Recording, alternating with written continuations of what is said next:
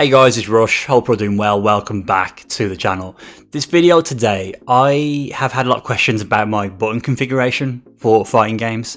So I'm going to go through some of the controllers that I use or have used in the past and the controller configuration that I use for these control pads.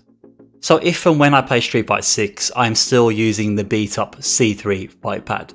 This is a 6-button fight pad. It has 6 buttons on the face of the controller and it does have shoulder buttons. It has shoulder buttons, 2 on the left and 2 on the right hand side. Now with this controller you have a toggle option on the back where you can set the options where you can use all 6 buttons on the face of the pad and you can also use these as the 7th and 8th button. But with this control pad, if you use that configuration, you cannot use these buttons. I do use this pad for Tekken 8 as well. I have to flip that switch to this setting there. What this does is you only have the 4 face buttons now, and you can then use the shoulder buttons on the left hand side and the right hand side. If you set it to that setting, these buttons do not do anything. So Street Fighter 6, the button configuration I have for a 6-button fight pad, I have all my punches on the top and all my kicks on the bottom. So light punch, medium punch, heavy punch, and then light kick, medium kick, and heavy kick. So if I input parry, I'm actually pressing and holding my 2 mediums on the face of the pad. I will hold those 2 buttons to get parry. Same with drive impact, I just press the 2 heavies together to get drive impact. I do not have a macro or a button set to any of the mechanics in this game. So RB and RT, what I have mapped here is RB is set to 3 punches and RT is mapped to 3 kicks. Now this enables me to get my OD moves, so I can get my OD Fireball, my OD DP, my OD Tatsu by using these buttons. But what's also really good about having the 3 kicks mapped is you can use this for run cancel situations.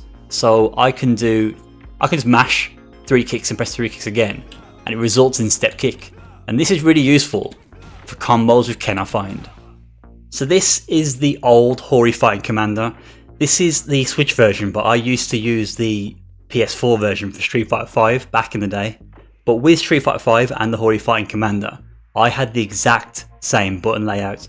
So light punch, medium punch, heavy punch, light kick, medium kick, heavy kick, 3 punches, 3 kicks. But why I'm showing this pad off now is because with Street Fighter 6 I can still have that layout,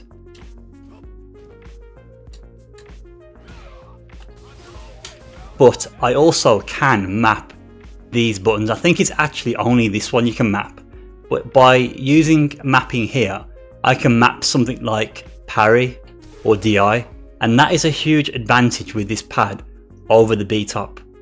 So with Tekken 8, as mentioned, I use the B-Top C3 fight pad, but with the 4-button layout.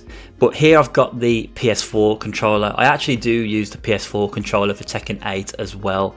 I don't know which one I prefer out of the 2. The D-pad's pretty decent on both, if I'm honest. But obviously with the PS4, I'm forced to use a 4-button layout. You can't change the layout, but I have my 4 buttons on the face, and I have my 4 shoulder / trigger buttons on the back, so I can use them to navigate through Tekken. With Tekken specifically, I don't hold the pads, the buttons. I don't have my thumb over them to press the individual buttons. I actually play Tekken with a claw grip, so I use my 2 fingers to press multiple buttons. And what that enables you to do is it enables you to press 2 buttons for a lot of the inputs where 2 button presses at once are actually required. So there's some moves there that require 2 button presses. So using the claw grip, I find it much better to play Tekken with claw, and then I will just slip like a finger upwards where I need to use shoulder or the trigger. But my button mapping for Tekken, so this button here is my heat activation button, and when I'm in heat I can press this again to get my heat smash. The right trigger is my rage art button, so I can just press that to get my super or my rage art attack.